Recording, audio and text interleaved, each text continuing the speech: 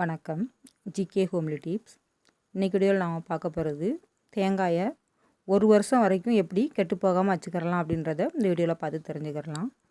அதுக்கு முன்னால் நீங்கள் இப்போ தான் முதல் முறையாக நம்ம சேனலை பார்க்குறீங்கன்னா சேனலை சப்ஸ்கிரைப் பண்ணிக்கோங்க.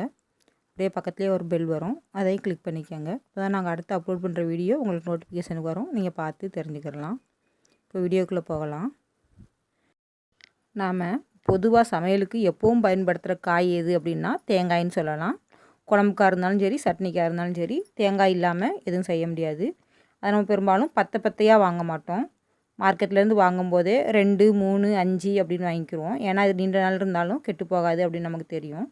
அப்படி நம்ம வீட்டுக்கு வாங்கிட்டு வர்ற தேங்காய் ஒரு சில சமயம் உடச்சி பார்க்கும்போது அழுகலாவோ இல்லைனா ஒரு மாதிரி இதை பிசுபிசுப்பு தன்மையோடையோ இருக்கும். அதை நம்ம வாங்கிட்டு வர்ற தேங்காயை எப்படி பத்திரப்படுத்தலாம் அப்படின்றத இந்த வீடியோவில் பார்த்து தெரிஞ்சுக்கிறலாம். இப்போது வீடியோவில் 4 தேங்காய் வச்சுருக்கோம் பாருங்கள். இந்த தேங்காயை பாருங்கள், மேலே பூரா கருப்பாக இருக்குது.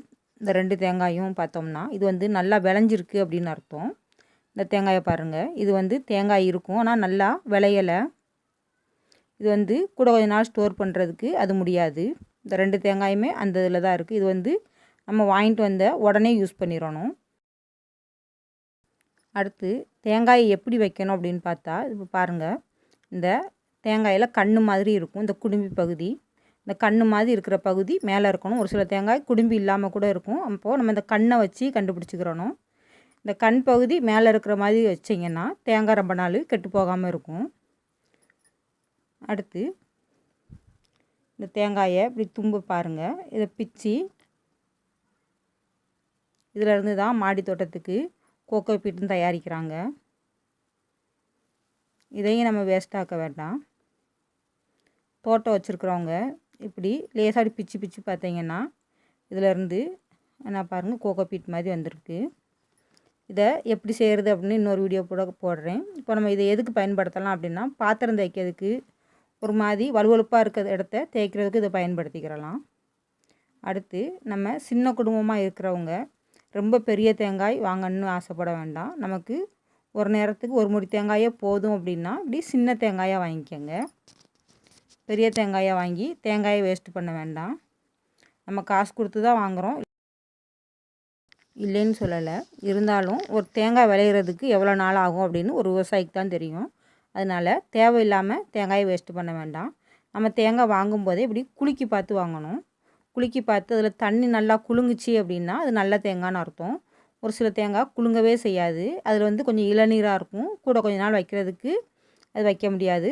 பாருங்கள், இப்படி சின்ன தேங்காய் வெள்ளை தேங்காயாக இருக்கிறத சீக்கிரம் யூஸ் பண்ணுங்கள். அதை அதுக்கு அடுத்து யூஸ் பண்ணிக்கிறலாம்.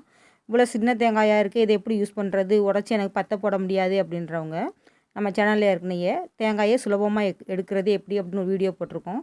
அதையும் இந்த டிஸ்கிரிப்ஷனில் தரேன், அதை பார்த்து தெரிஞ்சுக்கோங்க. அடுத்து இது தேங்காய் அந்த நெட்டோடு இருக்கிறது. தேங்காய் இப்படி தான் இருக்கும். உள்ளேருந்து உரிச்சி எடுக்கிறது தான் தேங்காய். இப்படி நெட்டோடு நம்ம தேங்காயை வாங்கி நிறுத்தி வச்சோம்னா கண்டிப்பாக ஒரு வருஷம் வரைக்கும் இந்த தேங்காய் கெட்டு போகாது, அப்படியே இருக்கும். இதோட எப்படி கெட்டு போகாதுன்னா, அதோட தண்ணி வேணால் கொஞ்சம் கொஞ்சமாக குறைஞ்சி தண்ணி கம்ப்ளீட்டாக வற்றி இருக்குமே தவிர தேங்காய் கெட்டு போகாது. இது நெட்டோடு இருந்தால் செய்யலாம். பெரும்பாலும் எல்லாருக்கும் கிடைக்காது. கிடைக்கிறவங்க நெட்டோடு வாங்கி ஸ்டோர் பண்ணுங்கள். அடுத்து நம்ம சமையலுக்கு பயன்படுத்தி பாதி தேங்காய் மிச்சமாக இருக்குது அப்படின்னா என்ன செய்யலாம் அப்படின்னு பார்க்கலாம். ஒரு சிலர் சாயங்காலம் வைக்கிறதா இருந்தால் இது ஒன்றும் செய்யாது. இல்லை மறுநாள் எனக்கு யூஸ் ஆகணும் அப்படின்னா அதை நம்ம மறுநாள் போய் பார்த்தோம்னா கொஞ்சம் பிசுப்பாக இருக்கும். அப்படி இல்லாமல் இதை எப்படி பயன்படுத்தலாம் அப்படின்னா, கொஞ்சமாக உப்பு போட்டுக்கோங்க. உப்பு போட்டு இந்த தேங்காயில் எல்லா பக்கமும் இப்படி தடவி வைங்க. இப்படி வச்சிங்கன்னா ஒரு 2 நாள் 3 நாள் வரைக்கும் பார்த்தீங்கன்னா இந்த தேங்காய் அப்படியே இருக்கும். வெளியில் வச்சாலும் சரி, ஃப்ரிட்ஜில் வச்சாலும் சரி, வெளியில் வச்சாலுமே இது அப்படியே இருக்கும். நம்ம தேவைப்படும் போது இந்த உப்பை கழுவிட்டு யூஸ் பண்ணிக்கிறலாம். தேங்காய் எந்த இதுவும் இல்லாமல் அப்படியே இருக்கும். இந்த பிசுபிசு தன்மையும் இருக்காது. இதை ட்ரை பண்ணி பாருங்கள்.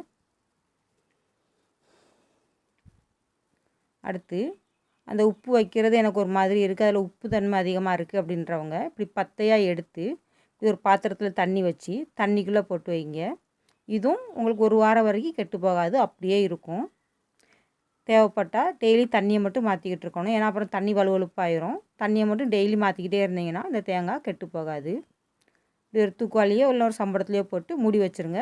தேங்காய் மிச்சம் தேங்காய் அப்படியே இருக்கும். தேவையாக இருக்க போது எடுத்து யூஸ் பண்ணிக்கிடலாம். இன்றைக்கி வீடியோவில் தேங்காயை நீண்ட நாள் கெட்டு போகாமல் எப்படி வைக்கலாம் அப்படின்னு தெரிஞ்சுக்கிட்டோம். மேலும் இதுபோல் நிறைய வீடியோ பார்க்க நம்ம சேனலை சப்ஸ்கிரைப் பண்ணி வச்சுக்கோங்க. வீடியோ பிடிச்சிருந்தா லைக் பண்ணுங்கள், ஷேர் பண்ணுங்கள், வீடியோ பற்றி கமெண்டில் சொல்லுங்கள். இவ்வளோ நேரம் முழுமையாக நம்ம வீடியோவை பார்த்ததற்கு நன்றி.